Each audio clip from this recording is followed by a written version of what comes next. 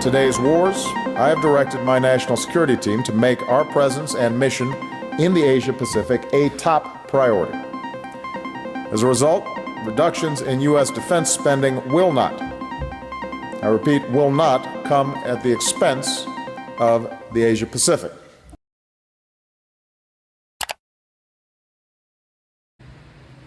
Amerika Serikat, juga dikenal sebagai United States of America, adalah negara yang diberi gelar adidaya atau superpower setelah menjadi pemenang dalam Perang Dunia Kedua. Keberhasilan ini membawa dampak besar dalam bidang ekonomi, politik, dan militer. Sebagai negara hegemon, negara Amerika Serikat berusaha menjaga keunggulan dan mencegah adanya negara lain yang bisa menandingi atau seimbang dengan kekuatannya sebagai anggota Dewan Tetap Keamanan Perserikatan Bangsa-Bangsa PBB.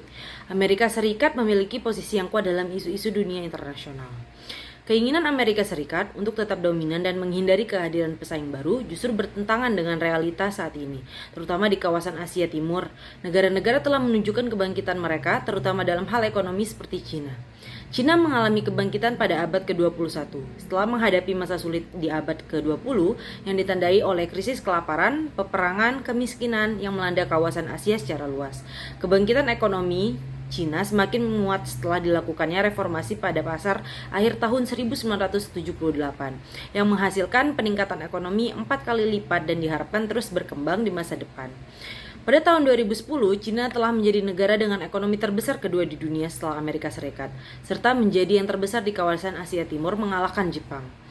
China tidak hanya berfokus pada kerjasama ekonomi di wilayah Asia Timur, tetapi juga meluas ke Asia Pasifik.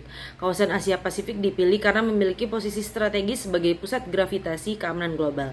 Selain itu, wilayah ini kaya akan sumber daya alam dan manusia yang membuatnya menjadi kawasan geostrategis yang penting. Pada masa kepemimpinan Presiden Barack Obama, Amerika Serikat mulai menyadari meningkatnya dominasi China di kawasan Asia Pasifik. Obama menyatakan bahwa ia akan fokus untuk meningkatkan keterlibatan Amerika Serikat di kawasan tersebut, baik secara langsung maupun tidak langsung, guna melindungi kepentingan nasional negaranya. Pernyataan ini mengindikasikan adanya persaingan atau rivalitas antara Amerika Serikat dan China di kawasan Asia Pasifik. China semakin agresif dalam memperluas pasar dan perekonomiannya, sementara Amerika Serikat akan mulai terlibat dalam kawasan tersebut untuk meningkatkan dominasi China. Pada masa pemerintahan Presiden Barack Obama, terjadi perubahan arah kebijakan luar negeri yang ditunjukkan untuk menghadang dominasi China. Perubahan tersebut terjadi selama periode pertama hingga akhir masa jabatan dari tahun 2019 hingga 2016. Obama menyadari pentingnya kawasan Asia Pasifik bagi Amerika Serikat di masa depan, karena kawasan ini memiliki banyak negara berkembang yang dapat membentuk hubungan ketergantungan ekonomi dengan China sebagai mitra kerjasama. Jika China semakin agresif, ini berpotensi mengancam posisi Amerika Serikat dan memicu pergeseran kekuatan di kawasan. Oke, jadi sebelum kita masuk ke pembahasan apa sih pivotal Asia itu, kita harus mengenal terlebih dahulu dari mana asal mula pivotal power ini. Jadi Amerika itu memiliki sekumpulan kebijakan yang dinamakan dengan Grand Strategy. Nah, Grand Strategy ini memang sudah dimulai dari era Perang Dingin Kedua sampai saat ini. Tapi terjadi arah kebijakan yang berbeda saat peristiwa Amerika pada 9 November seperti yang sudah banyak kita tahu. Nah, dikarenakan adanya peristiwa ini, maka di era kepemimpinan Barack Obama, ia memutuskan untuk menggantikan haluan permainannya yang pada kepemimpinan sebelumnya lebih condong kepada hard power, maka Obama memutuskan untuk melakukan pendekatan terhadap negara melalui soft power-nya. Dan menekankan pada opsi selective engagement. Nah, kemudian dari Grand Strategy inilah muncul yang namanya Pivot to Asia. Nah, salah satu motivasi dari dibentuknya kebijakan Pivot to Asia dikarenakan adanya keinginan Obama untuk melakukan peimbangan atau kata mudahnya mungkin rebalance yang tadinya dirasa kebijakan Amerika itu lebih berat sebelah atau timbang sebelah dikarenakan masih banyak sekali tentara Amerika yang berada di kawasan Timur Tengah. Tapi selain faktor tadi, Obama itu memang melihat adanya kecenderungan atau potensi di Asia atas potensi aktivitas politik dan juga ekonomi dunia di kawasan Asia. Yang lalu dengan ini terbentuklah suatu tujuan Obama, yaitu untuk menciptakan kawasan Asia yang damai, stabil, sejahtera secara ekonomi dan tentunya untuk melakukan upaya restorasi kekuatan Amerika Serikat di dunia dengan meningkatkan keterlibatan Amerika Serikat di Asia Pasifik. Namun, memang jika kita melihat dari kacamata Amerika sebagai negara adidaya, terdapat perspektif lain yang melihat bahwa Obama itu memang ingin melakukan upaya dalam menghadapi kebangkitan Cina yang dianggap Cina ini dapat mengganggu posisinya di tatanan dunia internasional. Nah, tapi karena di era kepemimpinan Obama itu lebih menekankan soft power tadi, maka Obama lebih menekankan untuk tidak melakukan hard power dan lebih cenderung untuk melakukan pendekatan dengan melakukan kerjasama internasional dengan Cina. Dalam kebijakan pivot to Asia ini, setidaknya terbagi ke dalam beberapa kebijakan utama, yaitu salah satunya adalah pengerahan sumber diplomasi dengan tujuan menciptakan kerangka perdagangan bebas baru melalui Trans-Pacific Partnership. Nah, selain dalam dimensi perdagangan, Pivot to Asia juga melakukan strateginya dalam dimensi lain seperti dimensi militer dan juga dimensi diplomasi. Pada dimensi diplomasi multilateral, Amerika cenderung melakukan keterlibatan lebih di dalam forum ASEAN atau ASEAN Regional Forum, sekaligus dalam East Asia Summit yang merupakan pertemuan negara-negara ASEAN ditambah dengan mitra kawasan termasuk Cina dan Amerika. Pembahasan kedua, kebijakan Pivot to Asia Obama bertujuan memusatkan perhatian dan sumber daya pada kawasan Asia Pasifik yang penting secara militer, ekonomi, dan politik. Tujuannya adalah untuk memperoleh kepentingan di wilayah tersebut dan merespon perkembangan kekuatan Tiongkok yang menantang Amerika Serikat. Untuk memperkuat perjanjian aliansi militer di kawasan Asia Pasifik, strategi Pivot to Asia melibatkan serangkaian langkah. Hal ini mencakup peningkatan distribusi pasukan, fleksibilitas penempatan pasukan, dan peningkatan kemampuan mitra regional. Dalam strategi Pivot to Asia juga ditekankan pentingnya diplomasi multilateral guna memperkuat kerjasama dan kemitraan dengan negara-negara di kawasan Asia secara bersama-sama. Amerika Serikat secara aktif terlibat dalam forum-forum regional seperti ASEAN, ASEAN Regional Forum, East Asia Summit, dan Konferensi Keamanan Asia. Dalam hal ekonomi, pemerintahan Obama terlibat secara aktif dalam perundingan Trans-Pacific Partnership.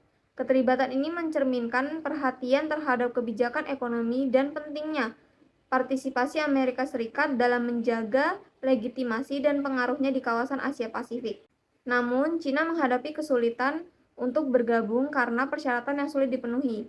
Hal ini menjadikan TPP sebagai perjanjian perdagangan bebas yang canggih dan memperhatikan isu-isu yang jarang dibahas dalam perjanjian perdagangan konvensional.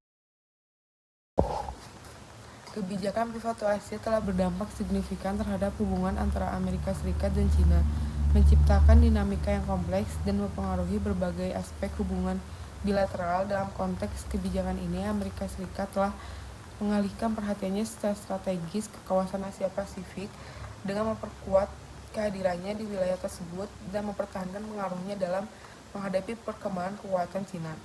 Salah satu dampak utama kebijakan Pivot to Asia adalah meningkatnya ketegangan dan persaingan antara Amerika Serikat dan Cina.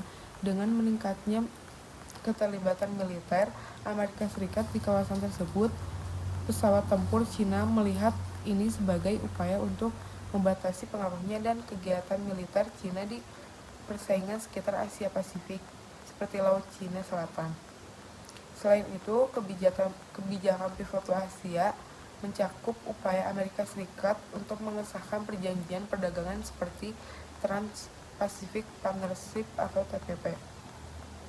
Selain aspek militer dan ekonomi, kebijakan Pivot to Asia juga memiliki implikasi politik yang signifikan. Amerika Serikat secara aktif terlibat dalam forum-forum regional seperti ASEAN, ASEAN Regional Forum, East ASEAN Summit, dan Konferensi Keamanan Asia. Secara keseluruhan, kebijakan Pivot to Asia telah menciptakan ketegangan dan persaingan Amerika Serikat dan Cina dan berbagai bidang seperti ekonomi, militer, dan kebijakan mencerminkan upaya Amerika Serikat mempertahankan dominasinya di kawasan Asia Pasifik Menanggapi perkembangan kekuatan Cina, dalam konteks ini hubungan bilateral secara Amerika Serikat dan Cina terus berada dalam ketegangan yang kompleks, mempengaruhi dinamika regional yang lebih luas. Akhirnya sampai pada bagian kesimpulan, di mana kebijakan pivot to Asia merupakan salah satu grand strategi pada masa pemerintahan Barack Obama. Kebijakan ini terinspirasi dari keinginan Barack Obama untuk menciptakan suatu kawasan di Asia Pasifik yang damai, stabil, dan sejahtera, dan guna untuk merestorasi kekuatan Amerika Serikat dengan meningkatkan keterlibatan di kawasan Asia Pasifik. Namun, kebijakan ini juga dinilai memiliki tujuan lain, yakni untuk mengurangi dominasi Cina yang dinilai dapat mempengaruhi kedudukan ataupun posisi Amerika Serikat dalam tatanan dunia internasional. Untuk konsep dan strategi pivot Asia sendiri, Obama memusatkan perhatian pada 3 hal atau 3 bidang, yakni militer, politik, dan ekonomi. Di bidang militer sendiri, Obama dan Amerika Serikat memperkuat hubungan baik melalui dialog intensif ataupun melakukan latihan militer bersama. Kemudian Amerika Serikat juga membangun pos pertahanan militer di beberapa kawasan Asia. Amerika Serikat juga mengambil peran penting sebagai mediator dalam menengahi konflik-konflik yang terjadi di kawasan Asia Pasifik. Kemudian di bidang politik, Amerika Serikat mengedepankan dan meningkatkan diplomasi seperti diplomasi multilateral dengan ikut berperan aktif dalam forum-forum regional kawasan Asia. Kemudian diplomasi bilateral meningkatkan kerjasama antara Amerika Serikat dengan negara-negara di kawasan Asia lainnya. Di bidang ekonomi, Obama mengadakan perjanjian perdagangan, yakni Trans-Pacific Partnership atau TPP. Kebijakan pivot to Asia tentunya berdampak signifikan pada hubungan antara Amerika Serikat dan Cina, menciptakan adanya ketegangan dan persaingan di antaranya. Dengan meningkatnya keterlibatan militer Amerika Serikat di kawasan Asia, Cina melihat ini sebagai upaya untuk mengurangi pengaruh Cina terutama di wilayah perairan Asia Pasifik. Kemudian dengan adanya TPP, hal ini merugikan Cina karena mengurangi sejumlah besar negara yang ketergantungan terhadap Cina. Pada akhirnya, kebijakan pivot to Asia merupakan upaya Amerika Serikat untuk menjaga posisi Amerika Serikat pada tatanan dunia internasional menjadi negara adidaya dan hegemon. Namun di sisi lain, hal ini juga memicu Cina untuk lebih berkembang dan lebih meningkatkan pengaruhnya di bidang militer ataupun ekonomi pada kawasan Asia. Di sisi lainnya juga, hal ini bisa menjadi dan berdampak positif bagi negara-negara di kawasan Asia dengan meningkatkan perkembangan ataupun kerjasama baik di bidang militer ataupun politik.